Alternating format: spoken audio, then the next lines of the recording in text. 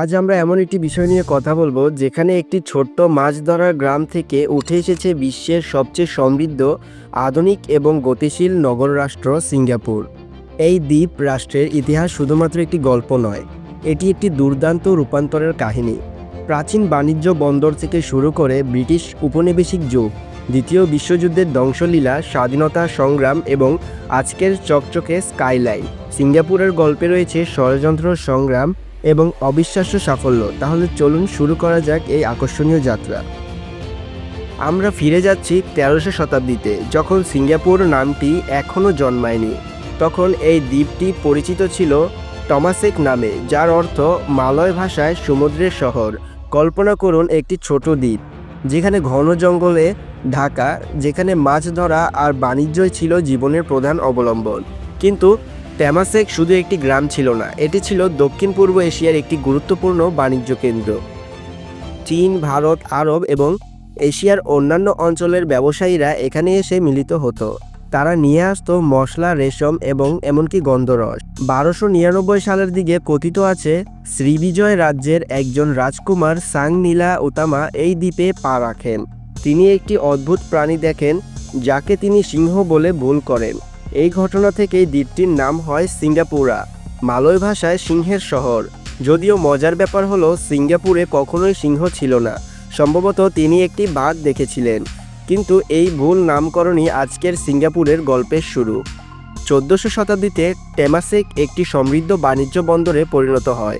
Fort Canning হিলে প্রত্নতান্ত্রিক খনন কাজে পাওয়া যায় চীনা মুদ্রা, কাচের পুঁতি এবং সিরামিক, যা প্রমাণ করে যে দ্বীপ তখনই ছিল বৈশ্বিক বাণিজ্যের একটি কেন্দ্র। কিন্তু সব গল্পের মতো এখানেও এলো একটি ট্র্যাজেডি। 1398 সালে মাজাপাহিত সাম্রাজ্যের আক্রমণে সিঙ্গাপুরা ধ্বংস হয়ে যায়। রাজা ইস্কান্দার শাহ পালিয়ে যান এবং টেমাসেক অন্ধকার যুগে ডুবে যায়। এবার এগিয়ে চলুন 1819 সালে। সিঙ্গাপুর তখন একটি শান্ত, জনশূন্য দ্বীপ, যেখানে কিছু মালয় মাছ ধরার গ্রাম ছাড়া আর কিছুই নেই। এই সময়ে ইতিহাসের মঞ্চে প্রবেশ করেন একজন ব্রিটিশ ভদ্রলোক, স্যার স্ট্যামফোর্ড রাফেলস। তিনি ছিলেন ইস্ট ইন্ডিয়া কোম্পানির একজন কর্মকর্তা, যিনি বুঝতে পেরেছিলেন সিঙ্গাপুরের কৌশলগত গুরুত্ব। এই দ্বীপটি ছিল মালাক্কা প্রণালীর মাঝখানে, যেখানে দিয়ে চলত এশিয়ার বাণিজ্যের প্রাণশক্তি। রাফেলস জোহর সালতানাতের সঙ্গে একটি চুক্তি করেন। তিনি সুলতান হুসেইন শাহকে ব্রিটিশ সুরক্ষা এবং আর্থিক সুবিধার প্রতিশ্রুতি দিয়ে সিঙ্গাপুরকে ব্রিটিশদের হাতে তুলে দেন। এই চুক্তির মাধ্যমে সিঙ্গাপুর একটি যুক্ত বন্দরে পরিণত হয়। আর তখন থেকেই শুরু হয় সিঙ্গাপুরের নতুন অধ্যায়। কল্পনা করুন, মাত্র কয়েক বছরের মধ্যে এই শান্ত দ্বীপটি ব্যস্ত বাণিজ্য কেন্দ্রে পরিণত হয়। চীন, ভারত, মধ্যপ্রাচ্য থেকে ব্যবসায়ীরা এখানে ভিড় করতে শুরু করে। 1867 সালে সিঙ্গাপুর আনুষ্ঠানিকভাবে ব্রিটিশ ক্রাউন কলোনি হয়ে ওঠে। শহরে গড়ে ওঠে বন্দর, রেলপথ এবং উপনিবেশিক ভবন।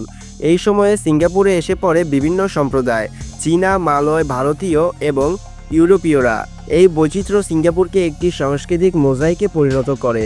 কিন্তু সবকিছু মসৃণ ছিল না। শ্রমিক শ্রেণীর মধ্যে দারিদ্র্য, অপরাধ এবং সামাজিক অস্থিরতা ছিল একটি বড় সমস্যা। তবুও ব্রিটিশ শাসন সিঙ্গাপুরকে বিশ্ব বাণিজ্যের মানচিত্রে একটি উজ্জ্বল নক্ষত্রে পরিণত করে।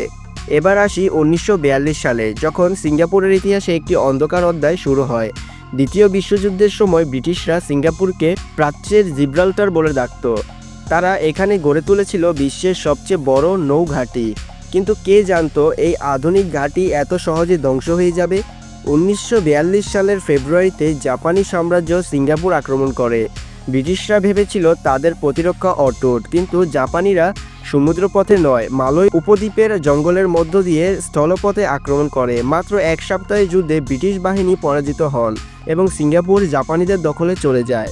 এই ঘটনা ব্রিটিশদের জন্য ছিল একটি লজ্জাজনক পরাজয়। জাপানি শাসনকালে সিঙ্গাপুরের নাম হয় সায়োনান্তো, যার অর্থ দক্ষিণের আলো। কিন্তু এই 3 বছর ছিল সিঙ্গাপুরের জনগণের জন্য দুঃস্বপ্নের মতো। খাদ্যের অভাব, নির্যাতন এবং ভয়ের পরিবেশে দিন কাটাতে হতো তাদের। তবুও সিঙ্গাপুরের মানুষ হাল ছাড়েনি। তারা গোপনে প্রতিরোধ গড়ে তুলেছিল। 1945 সালে জাপানের পরাজয়ের পর সিঙ্গাপুর আবার ব্রিটিশদের হাতে ফিরে আসে। কিন্তু এই যুদ্ধ সিঙ্গাপুরের মানুষের মধ্যে একটি বড় প্রশ্ন জাগিয়ে দেয়, স্বাধীনতার প্রশ্ন। 1945 সালে যুদ্ধ শেষ হয়, কিন্তু সিঙ্গাপুরের মানুষের মনে জেগে উঠেছিল স্বাধীনতার স্বপ্ন। ব্রিটিশ শাসন থেকে আর আগের মতো গ্রহণযোগ্য ছিল না। মানুষ চাইছিল নিজেদের ভাগ্য নিজেরাই নিয়ন্ত্রণ করতে। 1957 সালে সিঙ্গাপুর স্বায়ত্তশাসন লাভ করে এবং পিপলস অ্যাকশন পার্টি পিএপি লি কুয়ান ইউয়ের নেতৃত্বে নির্বাচনে জয়ী হয়। 1963 সালে সিঙ্গাপুর মালয়েশিয়ার সঙ্গে যুক্ত হয়, কিন্তু এই ঐক্য বেশিদিন স্থায়ী হয়নি। মালয় এবং চীনা সম্প্রদায়ের মধ্যে সাংস্কৃতিক ও রাজনৈতিক পার্থক্যের কারণে 1965 সালে সিঙ্গাপুর মালয়েশিয়া থেকে আলাদা হয়ে যায়। 9 আগস্ট 1965 এই দিনটি সিঙ্গাপুরের ইতিহাসে একটি ঐতিহাসিক মুহূর্ত। সিঙ্গাপুর হয়ে ওঠে একটি স্বাধীন সার্বভৌম রাষ্ট্র। কিন্তু এই স্বাধীনতা ছিল চ্যালেঞ্জে ভরা। সিঙ্গাপুরের কাছে কোনো প্রাকৃতিক সম্পদ ছিল না, দারিদ্র্য, বেকারত্ব এবং অপরাধ ছিল সর্বত্র। বেশিরভাগ মানুষ ছিল অশিক্ষিত এবং দেশটি ছিল একটি মাছ ধরার কেন্দ্র। অনেকে ভেবেছিলেন সিঙ্গাপুর বাঁচতে পারবে না, কিন্তু তখনই শুরু হয় সিঙ্গাপুরের অলৌকিক ঘটনা। সিঙ্গাপুরের এই অলৌকিক রূপান্তরের পিছনে ছিলেন একজন মানুষ, লি কুয়ান ইউ, যিনি পরিচিত ছিলেন সিঙ্গাপুরের প্রতিষ্ঠাতা পিতা হিসেবে। লি কুয়ান ইউয়ের নেতৃত্বে সিঙ্গাপুর শুরু করে একটি অভূতপূর্ণ যাত্রা।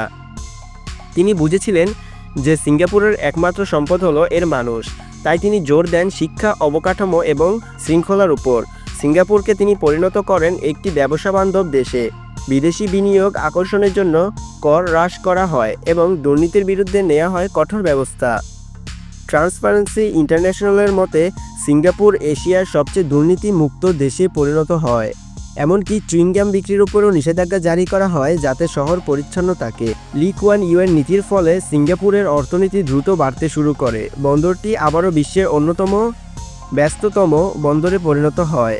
আধুনিক ভবন, স্কাইক্যাপার এবং বিশ্বমানের অবকাঠামো গড়ে ওঠে এই দেশে। মাত্র কয়েক দশকে সিঙ্গাপুর একটি তৃতীয় বিশ্বের দেশ থেকে প্রথম বিশ্বের দেশে পরিণত হয়। আজ সিঙ্গাপুরের স্কাইলাইন, মেরিনা বে স্ট্যান্ডস এবং গার্ডেন্স বাই দ্য বে বিশ্বের আইকন হয়ে উঠেছে। আজকের সিঙ্গাপুর একটি বিশ্বমানের নগর রাষ্ট্র। এটি শুধু একটি অর্থনৈতিক কেন্দ্র নয়, এটি সাংস্কৃতিক এবং পর্যটন কেন্দ্র। মেরিনা বে স্যান্ডস, সেন্টোসা দ্বীপ এবং চাঙ্গি বিমানবন্দর এগুলো সিঙ্গাপুরের গর্ব। দেশটির জনসংখ্যা এখন প্রায় 58 লাখ, যার মধ্যে চীনা, মালয়, ভারতীয় এবং অন্যান্য সম্প্রদায়ের মানুষ রয়েছে। এই বৈচিত্র্যই সিঙ্গাপুরকে এত বিশেষ করে তুলেছে। সিঙ্গাপুরের শিক্ষা ব্যবস্থা, স্বাস্থ্যসেবা এবং পরিবহন ব্যবস্থা বিশ্বের সেরাদের মধ্যে অন্যতম। এর বন্দর এবং বিমানবন্দর বিশ্বের ব্যস্ততম এবং সিঙ্গাপুরের পরিচ্ছন্নতা এবং শৃঙ্খলা বিশ্বব্যাপী প্রশংসিত। তবে এখানে জরিমানার পরিমাণও কম নয়, তাই রাস্তায় আবর্জনা ফেলার আগে দুইবার ভাবতে হয়। সিঙ্গাপুরের গল্প আমাদের শেখায় যে স্বপ্ন, দৃষ্টিভঙ্গি এবং কঠোর পরিশ্রমের মধ্যে অসম্ভবকে সম্ভব করা যায়। একটি ছোট দ্বীপ যার কাছে কিছুই ছিল না, আজ বিশ্বের সবচেয়ে সমৃদ্ধ দেশগুলোর একটি। সিঙ্গাপুর আমাদের মনে করিয়ে দেয় সীমাবদ্ধতা শুধু মনের মধ্যে থাকে। তাই আপনার স্বপ্ন যতই বড় হোক, এগিয়ে যান, কারণ সিঙ্গাপুরের মতো আপনিও অলৌকিক কিছু সৃষ্টি করতে পারেন। আজকের ভিডিও এই পর্যন্তই। দেখা হয়ে যাবে পরবর্তী কোনো ভিডিওতে। তাহলে আমাদের সঙ্গেই থাকুন এমন আরও আকর্ষণীয় গল্পের জন্য। ধন্যবাদ এবং আবার দেখা হবে।